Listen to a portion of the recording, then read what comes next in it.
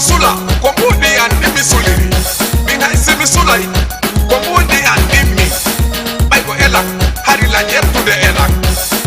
et tout le monde en position de danse so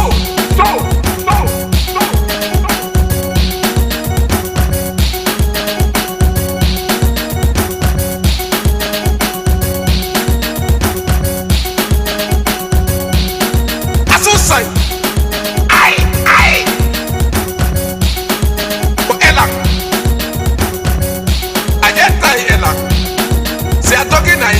ajetai elak si tai ko asofer jo ajoki toto wala kabira siji tong ajetai elak guri paiko ajetai elak asusai ajoki toto elak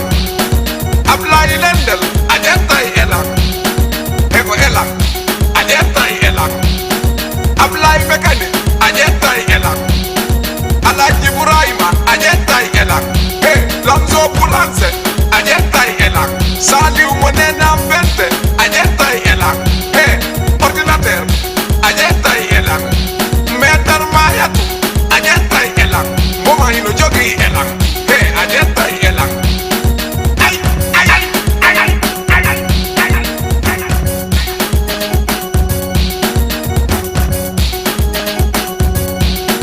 alaji saiko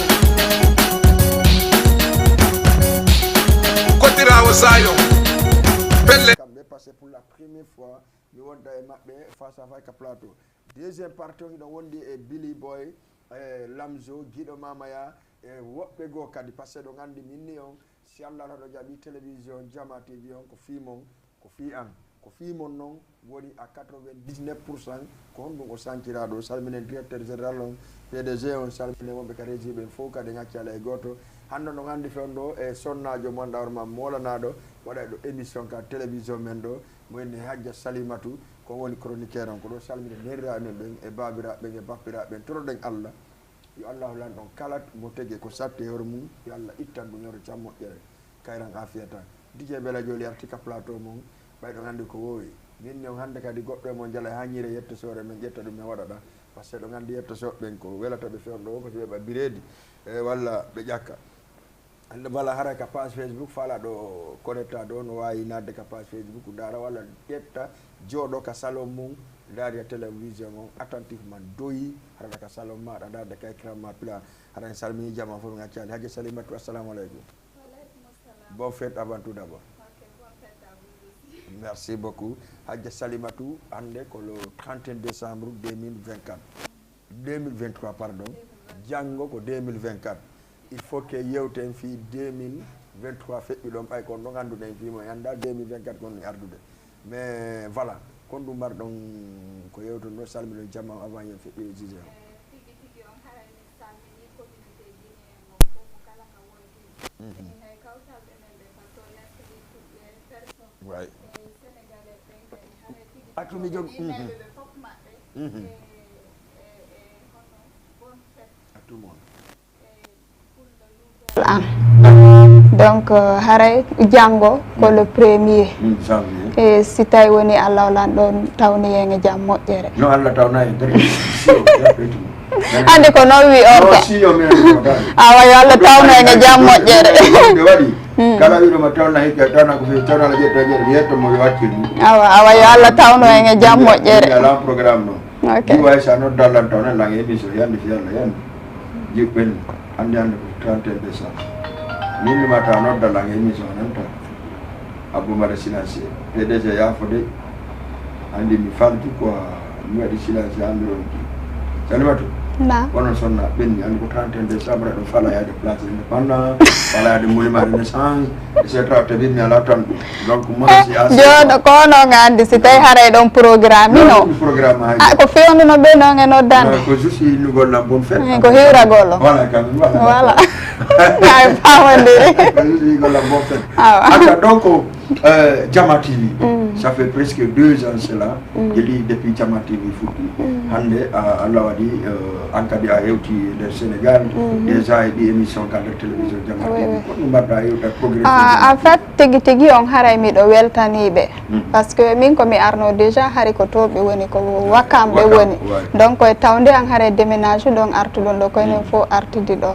donc haray tigi on ko télévision suivaɗo Jama on no dardemo partout tigi na Sénégal ɗo to wana Guinée tigi on haray hiɓe weltana golle maɓɓe ɗen e weltanto fota PDG on e par ce que hiɓe wakkili hiɓe gollude haray ko ɗum mari komi holla kamɓe ɓe guure maɓɓe nden fof haray en salminiɓe mo kala ka wontiri d'accord donc PDG guiɗo Jama production giɗon andi nouvelle an c'est-à-dire hitande hesere ande mi watta français ande an parce que 2024 ko français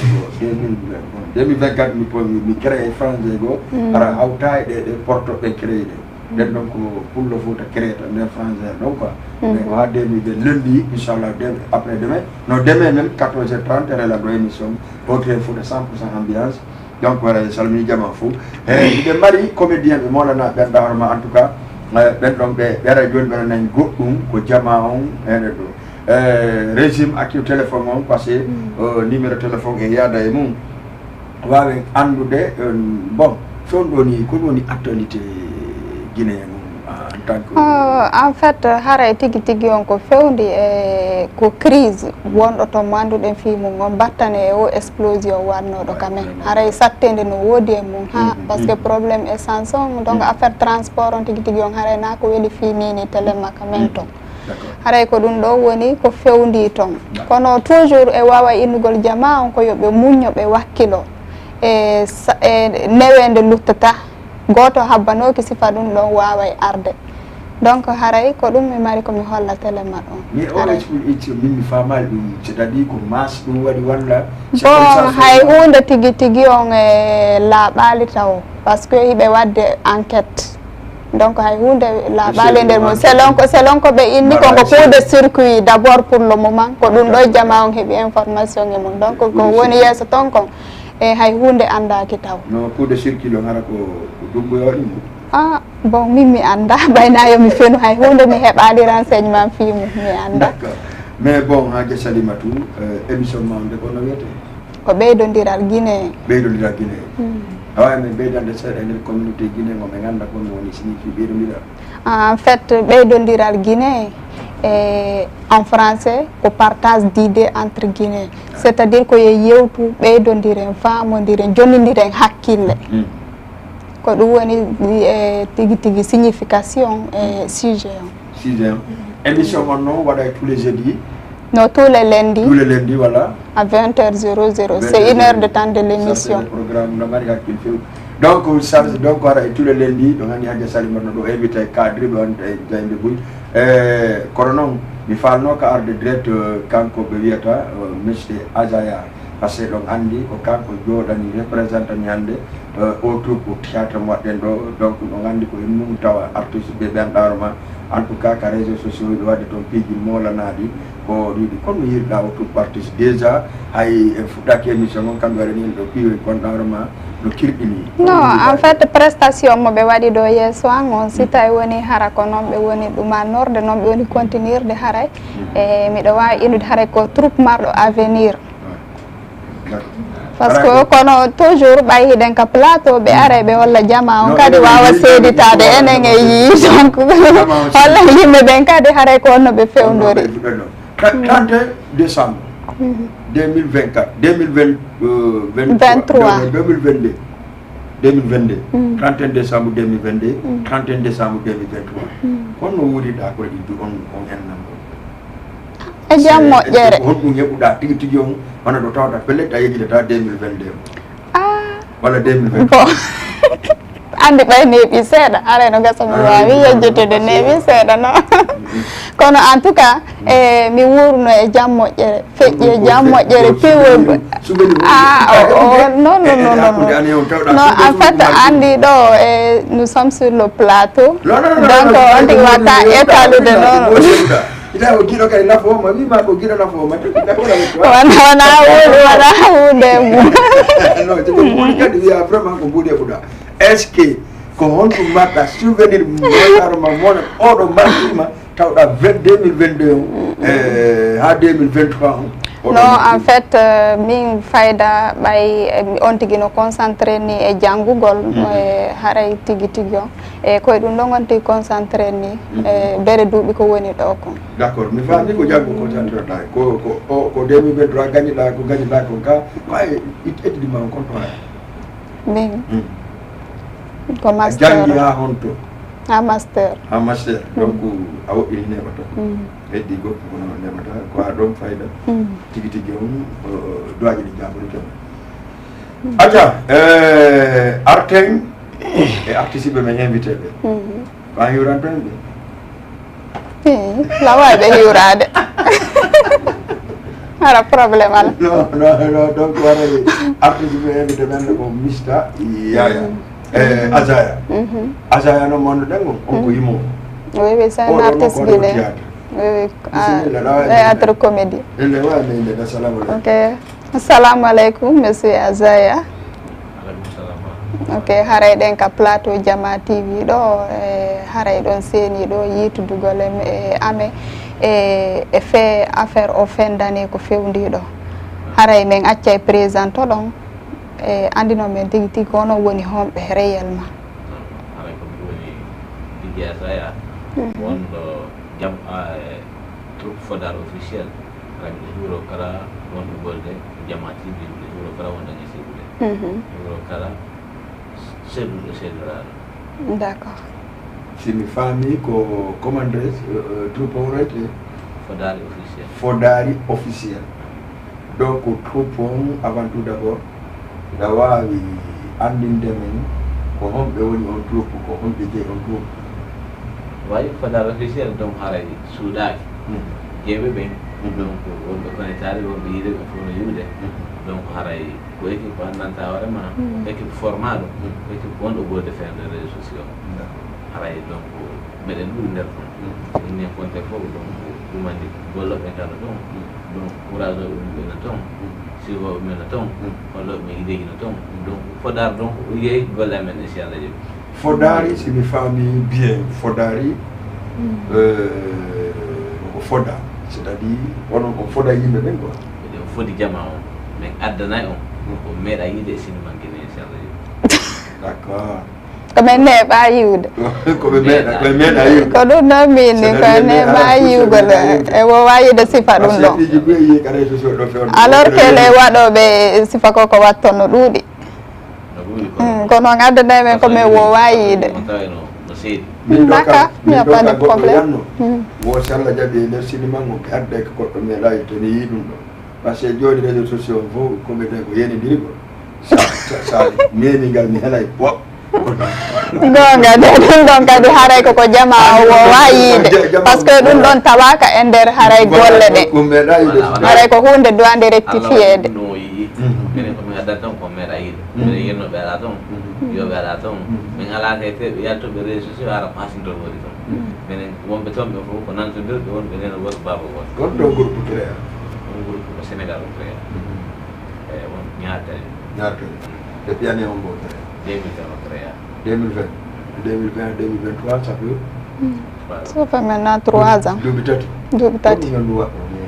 depuis 2020 ngaji donc meɗen e golle ɗen mi yinnata min golli ko non golɗo comme fala mi ande golɗe no woni gonɗo golluɗo fo e garta e mon si allah certo joni golɗo ko waɗi gonɗo golde ko ɗum ko après mais joni golɗo ko gonɗo minen golle amen ɗen en fait min etiki min adda idée meɗen gollude idée on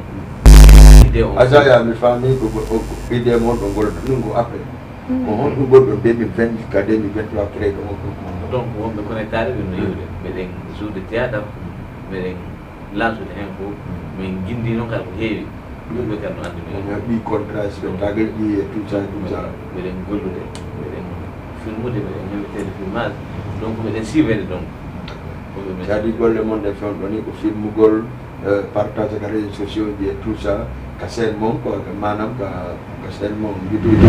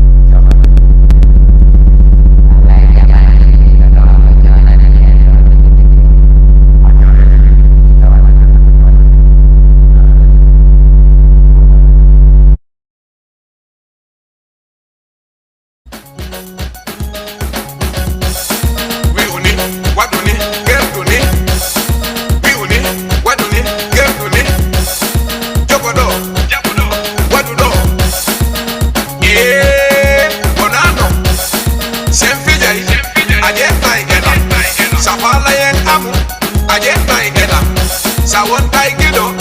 ajetai ela si awonai gayo ajetai ela kala ko watta ajetai ela dina do kambe ko fewndi ajetai ela he do ko ela to pentati ona bere patti bulan usulin dalan suko faksi noa wadu ela sa yetti jini ajetai ela sa yari dugul ajetai ela he kala ko watta ajetai ela sa fi mai kanya ajetai ela sa onai pone ajetai ela si ahupai ajetai ela he menenta yawome ajetai ela hala dudi ajetai ela si ayari seda tawatan soko mwala kele he ta oyaru jimi si ala bengu kota yaru pasis ko ela ajetai ela si kele ma yinama ta yaru dubul kuchu asonjoto denti si jemaleri e ko ela boma kaka ko ela ko woni wo hande ko ela gine do kambe ko ela e ko ela joni ko ela kala ko watta ajetai ela mingai siko sula ko mudi andi misuliri mingai simi sulai ko mudi andi mi bay ko ela hari la jettu de ela et tout le monde en position de danse so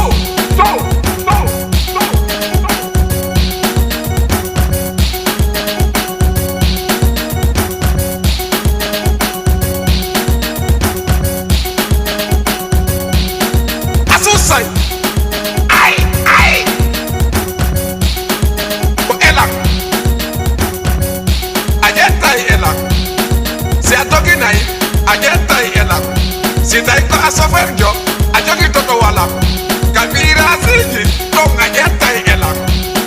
puri paiku ajetai ela asusai ajogi toto ela ablai lendel ajetai ela eko ela ajetai ela ablai bekani ajetai ela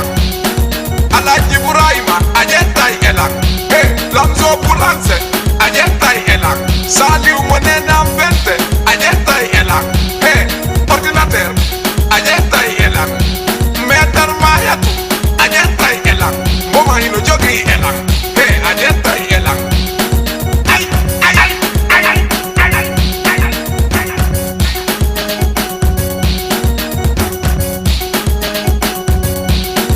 alaji saiku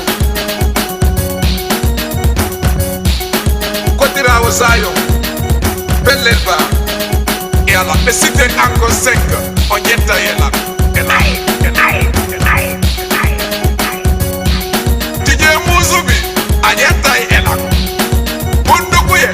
ayeta ela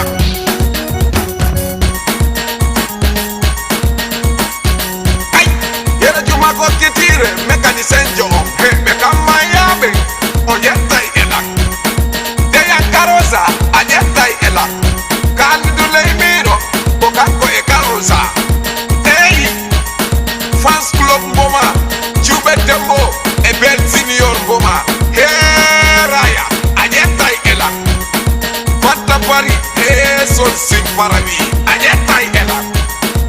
Ko ela, la jogiti ela. Si asonai, ajetai ela. Kalawo hande ko wata, ajogito to ela. Uste milio, onno jogiti ela.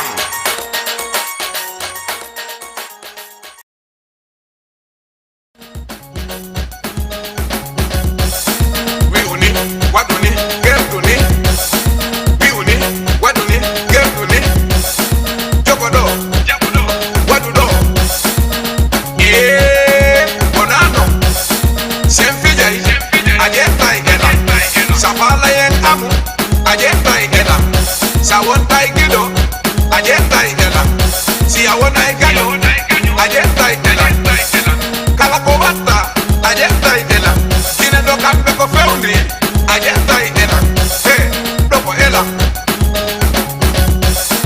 To pentati, ona bere. Faksi bulan, usulin dalan. Suko faksi noa, wadu ela. Sa yetti jini ajentai elang. Saya di dubur, ajentai elang. Hey, kalau kau bata, ajentai elang. Sapi mai ganja, ajentai elang. Samodai pode, ajentai elang. Sia hupai, ajentai elang. Hey, menenta yawome, ajentai elang. Hala dudi, ajentai elang. Sia yari seda, tawakan songo. Mwala kele, hey, ta oyaru jimi. Sia ala bengu, wata yaru pasis. Go elang, ajentai elang. Si kele ma yedama, ta yaru dubul kunju. Asonjoto, dentisi je maleri. Eko elang, boma kakanko ko elang. Ko wodi wo hande ko elang. Gine do kambe ko elang. Eko elang, joni ko elang. Kala ko wata, ajentai elang. Mingai siko sula, ko mudi andi misuliri. Mingai simi sulai, ko mudi andi mi. Bay ko elang, hari la to de elang. Hey, tout le monde en position de danse. So.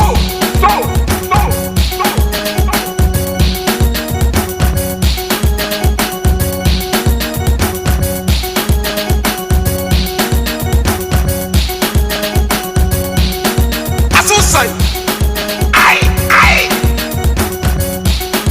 Ko elang. Ajentai elang. Si atoki nai, ajentai elang. Si dai ko asoferjo, ajoki toto wala. Kabira siji, tong ajentai elang. Muri paiku, ajentai elang. Asusai, ajoki toto elang. Ablai lendel, ajentai elang. Eko elang, ajentai elang. Ablai mekani, ajentai elang. Alaji Buraima, ajentai elang. Hey, Lamzo Bulanse, ajentai elang. Saliu Monena Vente, ajentai elang. Hey, ordinateur, ajentai elang. Meter Mayatu, ajentai elang. Moma hino jogi elang. Hey, ajentai elang. Ay.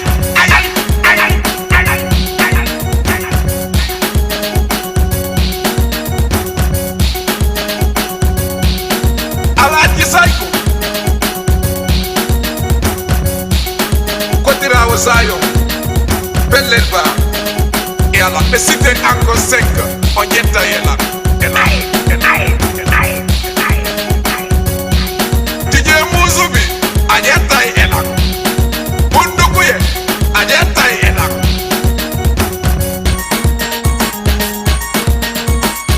Ay, yere jumago kitire, mécanicien jo, mekama yabe, ajentai elang. Deya Carosa, ajentai elang. Candido Leimiro, Bokako e Carosa. Hey, Fans Club Mboma, Chube Tembo, e Bel Senior Mboma. Hey, Raya, ajentai elang. Mata Pari, hey, Sol Simparavi, ajentai elang. Ko elang, la jogiti elang. Si asonai, ajentai elang. Kalawo hande ko wanta, a jogito to elang. Uste milio, on no jogiti elang.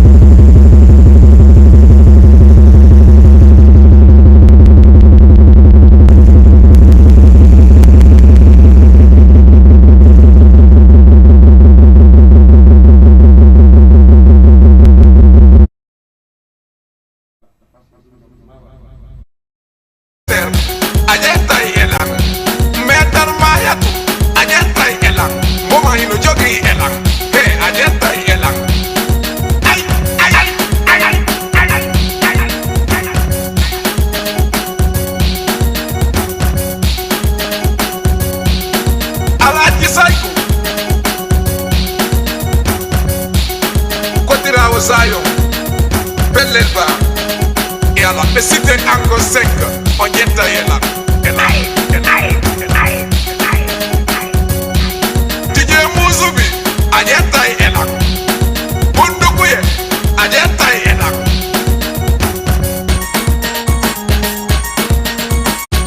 Ay Yera Juma ko kitire Mekani senjo Meka mayabe Onyeta yela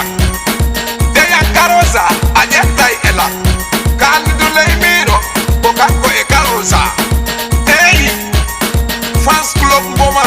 Jube Tembo Ebel Senior Mboma Hey Raya Anyeta yela Fanta Pari Son Simparami Anyeta yela Ko ela La jogiti ela Siya sonay Anyeta yela Kalawo hande ko wata A jogito to ela Uste milio Onno jogiti ela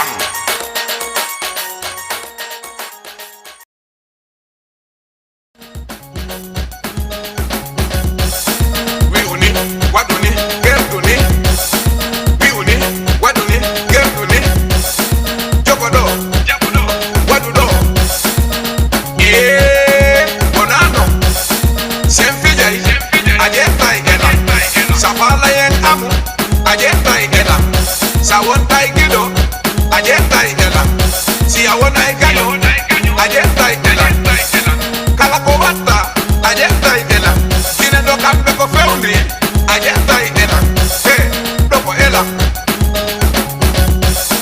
Topete tati Wana bere Fatsi bulang Usuli dalang Suko faksi nuwa Wadu ela Sa eti jini Ajetay ela Sa yari dugul Ajetay ela He Kalakowata Ajetay ela Safi mai ganja Ajetay ela Sa modai pode Ajetay ela Sia hupai Ajetay ela He menenta yawome Ajetay ela Hala dudi Ajetay ela Sia yari seda Tawatan sonko Mwala kele He ta oyaru jimi Sia ala bengu Kota yaru pasis Ko ela Ajetay ela Sikele ma yinama Ta yaru dubul kunju Asonjoto Dentisi jemmaleri Eko ela Boma kakako ko ela Ko wodi wo hande ko ela Gine do kambe ko ela Eko ela Joni ko ela Kala ko wata Ajetay ela Mingai siko sula Kombudi andi misuliri Mingai simi sulai Kombudi andi mi Baiko ela Hari la to de ela Et tout le monde en position de danse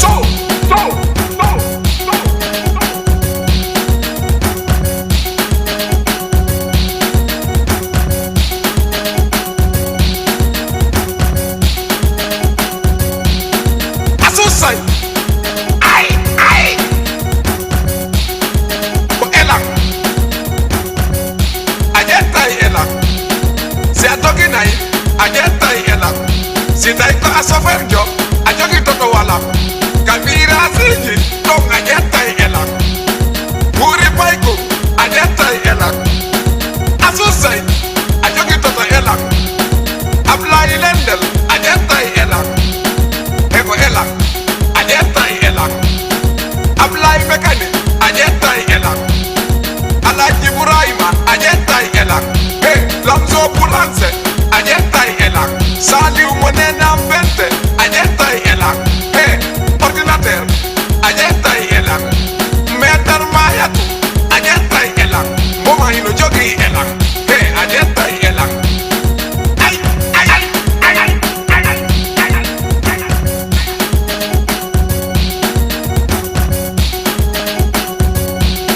Alaji Saiku Kotirawo Zion Pelelba E ala pesite anko senka Onyeta yela DJ Muzubi Ajetay ela Bundukuye Ajetay ela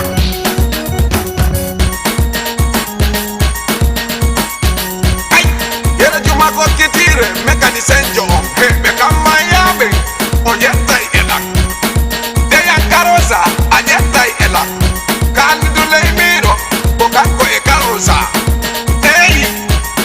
fans club ngoma chube tembo e bel senior ngoma hey raya anyeta ela fatta pari e sol simparavi anyeta ela ko ela la jogiti ela si asonai anyeta ela kalawo hande ko watta a jogito to ela uste milio onno jogiti ela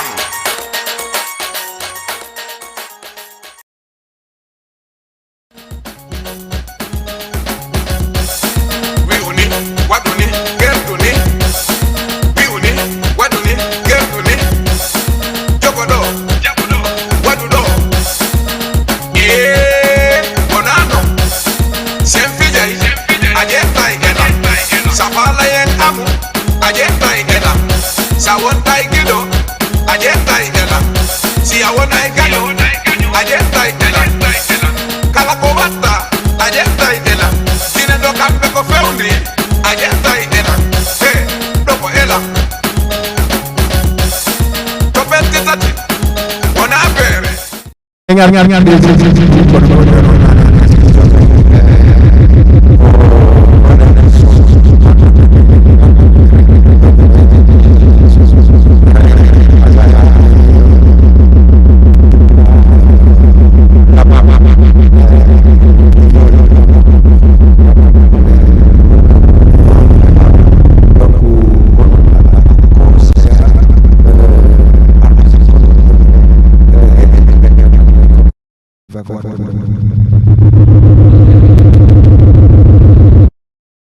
Conseil jamono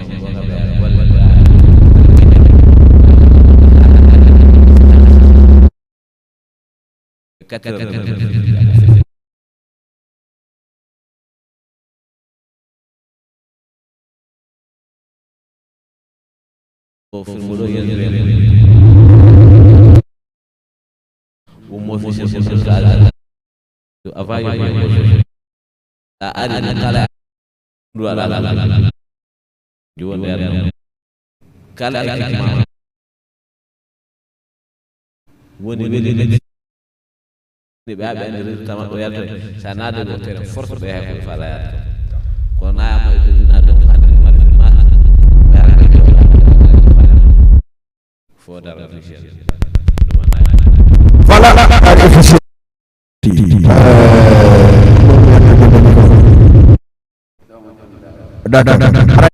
Deuxième partie.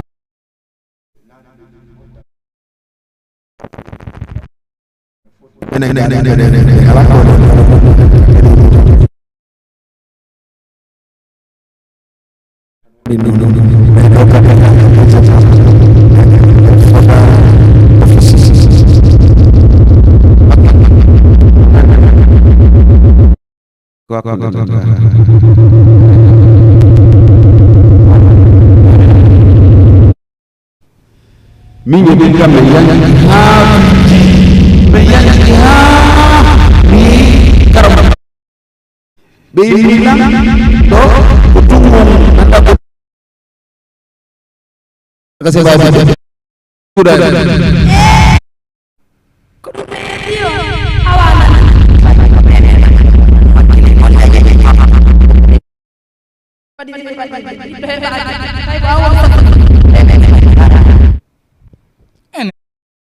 halande taw min ko an tigiri ko ba men heba men uni ha men ngodi ngappa ami taw ko duubi jel len jokkondir an tawata ara inna ko min tada sadaka joni non men ittede sadaka hakkunde Allah men ittede sadaka fes parce que men luubi ki ha men ngodi hino le mi da accutude hino mo ay robur no waddi no ka odum hino mo dawde min do mi tada sadaka min mi tada sadaka yo no tada sadaka 2024 ngo mi tawete do jale jabi kon wadi 2024 don kon wadi be jibe be mi yata do no ara 2024 do sala jabi mi tawete be di weloji di mi yata no wada do min do mi mayata mi tawete fiyonno mi anda ki baba mi tawete jale jabi abbi ay fitaka to hay si mi invitama tongoy kono min hewtali ko mi yata to mi yata joni noon Allah waɗima a hawti ko giɗo jama hino ɗo 2024 koɗo ari tawen sa mayna ella an min hino revan on fof komi hawteno ko giɗo jama ɗo ko ɗum ɗon mi ko ɗum mi ɓurno faalede ka uddi min ɗo en tout cas ko ɓiɗɗo kotande kono noon min kadi ko beemi ɓe kotan no mari ɓiɓɓe jalu harana antu min o faala min mi luttirani hara mi heɓali ɓiɗɗo an on ko aytete ɗo o watte sacrifice 2024 mi waɗante yo maayu ka mi waɗante awa ma ammi ɓe raɓananno ɓe numa wona giɗo an kono jakka ko gonga hewti noon joni mi mi tawataki 2024 joni mi yeeyi ɓe ndilanko ma maya haray konno succès heɓaki ɓiɗɗo heɓaki inole 2024 on naati ko téléji jelɓe jinduɗe ko non heɓuɗe joni noon Allah waɗi ɓe innite garay ko giɗo jama ɗo ko maɗo min ɗo hakkude Allah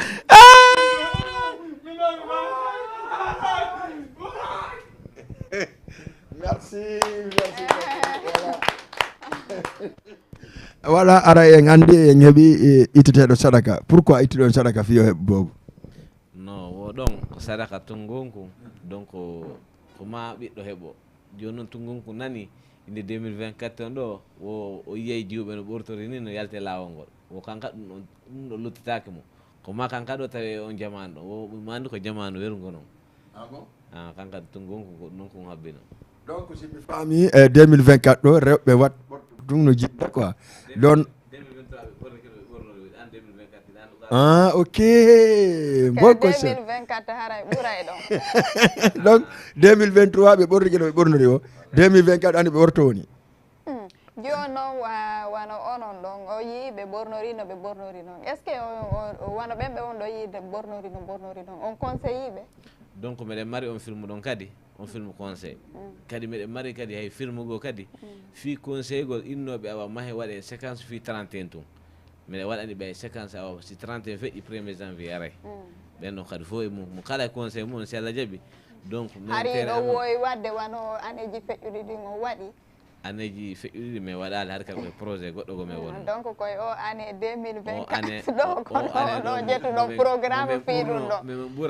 hari ɗum ɗa o ngala yiwde no ɓe woni e ɓornorde non meɗe yiwde mais kono fiya lance o ha inna a hewti hara jama fof awa anda ko ɗum ɗo miijiɗa satta e seeɗa kono noon meɗen andi ngal ɗo simen lance ke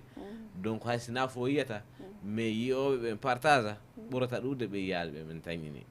fiyo change d' accord asaya neɓata émission men on lanna donc waray ko honɗum marɗa ko wayntora wawa kadi conseil de comme no mi waɗino nane ɗum daroɓe on ɓen toroɗon aide passé jamma e wallito ko ɗum marɗa ko conseil ɗo wayntoɗa ɗon wawen kadi feƴƴude émission go way min ko ɗon mi hiwroto en fof meɗen mi hiwroto kala comédien ji wonɗo e leydi Sénégal e kala comédien ji wonɗo 224 en fof meɗen ko fii ko min wonɗen e dogitande haray ko feƴƴi guene kon kadi donc boniraɓe ɓen fof en toroto ɓe muñal kala mayraɗo kadi en toroto mo yo Allah hinnumo yaafo en fof meɗen kadi donc 2023 on feƴƴi e hoore dow jam moƴƴere alhamdulillah rabbil alamin 2024 on ari donc minatamo kala balande ya waɗu fiituyo aduna yo jama o ndaare waɗu ko fii ko conseil aroɓe ɓen ɓaawo sabu hande ko tentino komin jokki ɗon kon ɗum ɗo yaa haaɓiɓe amen e taninaɓe amen daaroya donc no hertini noon hande ya waɗu goɗɗum ta ɓiɗɗoma yalta ɓenna oɗo baye makko wanno ni donc so tawi minen troupe amen o min jaɓata tentinno rewɓeɓen min jaɓata ɓe yaltina ɓe yalta e Facebook on donc haalugo koɓe haali o e réseau sociaux on donc min salto ɓe waɗu erreur fi janggo yo nane aw ko ɓeɗo iwdi ɓeɗo ndi waɗi ɗum ɗo ɗum ɗo mala ko troupe oɗo waɗi ɗum ɗo ɗum ɗo donc minen tagamen kala komin watta donc yaada e diina islam o ene de respect donc o hiwrotoɗen o kala daaroɗe mi hiwro nenan e baabe an mi hiwromo kala e nenan e baabe mum alayhi wassalam très bien mi sikki ɗo wawi wayntade Salimatou wawen darde o émission on haray troupe on mi yi prestation maɓɓe on haray weltanike ɓe fota haray toujours ko waten innude communauté kadi wonɓe darde ɓen fo haray ɗe weltaniɓe haray ko wanon no ɓe holliri noon haray hiɓe ko ɗum ɓe mapori hande ko ballal ko soutien ɓe faala ko affaire financiére woni ɓe jogaki moƴƴa donc kala tawɗo hara no darde hara on tigui no wawi ɓe wallitade par ce que toujours ko fi promotion de la culture on ine en on wona mais à travers le cinéma d'accord kamɓe ko ɗum ɗon ɓe woni e wadde haray ko ɗum ok haray tigui tigui on ɓe weltike fota. Merci beaucoup. Bonne année à tout le monde. Merci, bonne année à tout le monde et bonne fête à tout le monde aussi. Inch'Allah, le 31 décembre, aussi. Haray première partie, on me wori non non en adday comédien artiste comédien be signé Fodari officiel. Haray en weltani kebe moƴƴa kamɓe fof hoore troupe on noyne américain ka sonna ɓen noyne officiel vraiment haray vraiment en salmini e moƴƴa en andiniɓe tum si Allah lan ɗon jaaɓi hiɗen ɓaawa maɓɓe en yi golle ko ɓe waɗi kon en andinaɓe yi golle ko ɓe waɗi kon donc haray ɗon andi ɗe mari émission molanaɗo joni joni kadi so Allah jaaɓi garatake lam zone ɗo guiɗo mama an ɗo bilino arde donc woɓɓe go il faut mi yewten fi année 2023 ka feƴƴi kon